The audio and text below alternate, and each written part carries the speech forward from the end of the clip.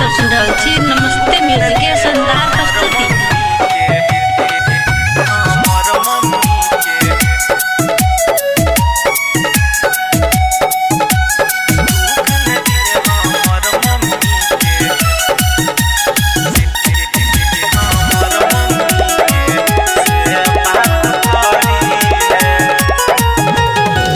जाय छियो विदेश गे सोना पैसा कमाबैले, जाय छियो विदेश गे सोना पैसा कमाबैले। गे सोना दुख न दिहे हमर मम्मी के से बात करी है, दुख न दिहे हमर मम्मी के से बात करी है। जाय छियो विदेश गे सोना पैसा कमाबैले, जाय छियो विदेश गे सोना पैसा कमाबैले। गे सोना दुख न दिहे हमर मम्मी के से बात करी है, दुख न दिहे हमर मम्मी के से बात करी है।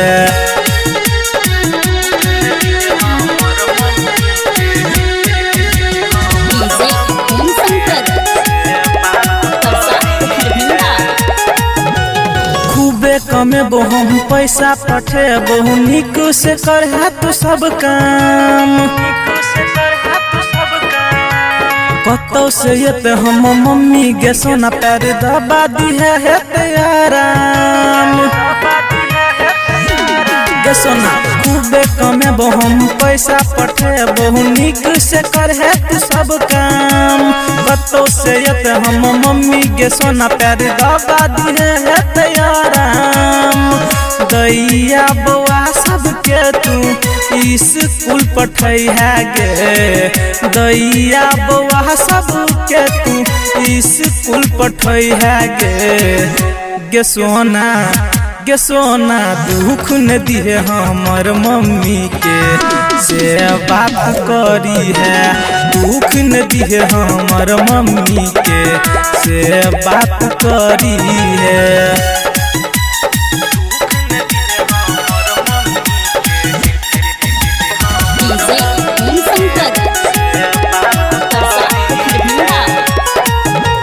जानै छियो हमरा बिना गे सोना तू रहबी उदास गे,